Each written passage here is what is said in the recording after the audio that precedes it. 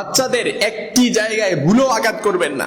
যদি বাচ্চাদের এই জায়গায় আঘাত করেন, স্বয়ং আল্লাহ তাআলা রাগান্বিত হয়, আল্লাহ তাআলা নারাজ হয়ে যায় এবং আপনার বাচ্চার ভয়াবহ ক্ষতি হতে পারে। আমরা অনেকেই সন্তান একটু দুষ্টামি করলে আমরা বাচ্চাকে একটু শাসন করি, কিন্তু শাসন করাটা ভালো। সন্তানকে অর্থাৎ রাগান্বিত হওয়া সন্তানের প্রতি, সন্তানকে শাসন করাটা ভালো, তবে বাচ্চাদের এই জায়গায় ভুলেও আঘাত করবেন না। কারণ আল্লাহ তাআলা মানুষকে সৃষ্টি করেছেন সুন্দরতম অবয়বে। আল্লাহ তাআলা বলেন, লাকাদ খালাকানাল ইনসানা ফি আহসানি তাকওয়িম, আমি মানুষকে খুব সুন্দরভাবে সুন্দরতম গঠনে মানুষকে সৃষ্টি করেছি। অর্থাৎ এত সুন্দর অবয়বে মানুষকে সৃষ্টি করেছে, এরকম সৌন্দর্য কোনো প্রাণীকে দেয় নাই, কোনো জীবজন্তুকে দেয় নাই।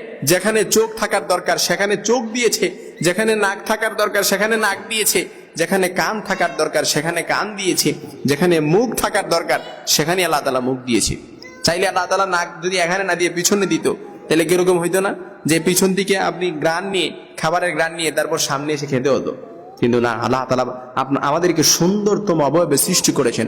আল্লাহ তাআলা বলেন, আল্লাযী খালাকাকা ফাসাওয়াকা ফাআদালাক, আমি মানুষকে সুষমভাবে সুবিন্যস্তভাবে মানুষকে গঠন করেছি। সুবিন্যস্ত বুঝলেন? অর্থাৎ হাত যেভাবে থাকার দরকার এইভাবে দিছে, পা যেভাবে থাকার দরকার এইভাবে দিছে, চোখ, নাক, মুখ, কপাল, আল্লাহ তাআলা সবগুলো আল্লাহ তাআলা যেভাবে দরকার সেভাবেই সুবিন্যস্তভাবে সাজিয়েছে। এরপরে আল্লাহ তাআলা বলেন, আল্লাযী খালাকাকা ফাসাওয়াকা ফাআদালাক ফি আইয়ি সূরাতিন মা শাআ রাক্কাবাক, যখন ফেরেশতাদেরকে বলল যেখানে হাত থাকার দরকার সেখানে হাত দাও, তারপর যখন আল্লাহ তাআলা চেহারা নিজ আকৃতিতে চেহারা যখন ফেরেশতাদেরকে আল্লাহ তাআলা ফেরেশতাদেরকে দিয়ে চেহারা বানায় নেয়, আল্লাহ তাআলা নিজের কুদরতি হাত দ্বারা আমাদের চেহারা বানিয়েছেন। কারণ বান্দা কপাল দ্বারা আল্লাহ তাআলা সিজদা করবে, বান্দা চোখ দ্বারা আল্লাহ তাআলার কোরআন দেখবে, ঠোঁট দ্বারা আল্লাহ তাআলার কোরআনে চুম্বন করবে, মুখ দ্বারা বান্দা আল্লাহ তাআলার জিকির করবে, কান দ্বারা বান্দা আল্লাহ তাআলার কোরআন শ্রবণ করবে। এই জন্য আল্লাহ তাআলা সুন্দরতম ভাবে এই চেহারাটাকে সৃষ্টি করেছেন। বান্দা যদি গুনাহ করে, হাজার গুনাহ করছে, সব কিছু করছে, বান্দা যদি জাহান্নামেও যায়, এই চেহারা কিন্তু জাহান্নামে যাবে না।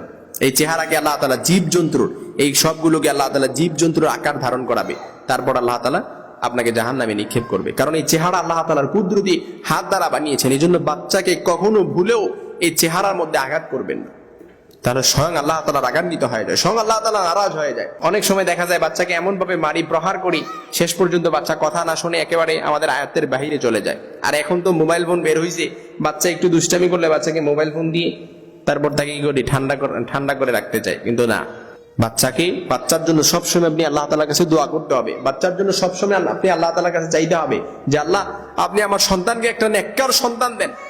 আল্লাহ, আপনি আমার সন্তানকে উত্তম সালেহ বানিয়ে দেন। আল্লাহ, আপনি আমার সন্তানকে জামানার আব্দুল্লাহ বিন ওমরের মতো বানায় দেন, তারেক বিন জিয়াদের মতো বানায় দেন, খালিদ বিন ওয়ালিদের মতো বানায় দেন। এইভাবে সন্তানের জন্য দোয়া করতে হবে।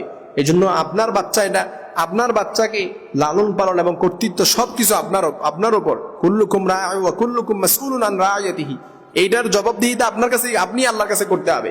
এটার জবাবদিহিতা, সন্তানের জবাবদিহিতা, আপনি সন্তানকে কিভাবে লালন পালন করছেন, কতটুকু টেক কেয়ার করছেন, সন্তানকে দ্বীনি শিক্ষা কতটুকু দিয়েছেন, এই প্রত্যেকটা জবাব আল্লাহ তাআলার কাছে দিতে হবে।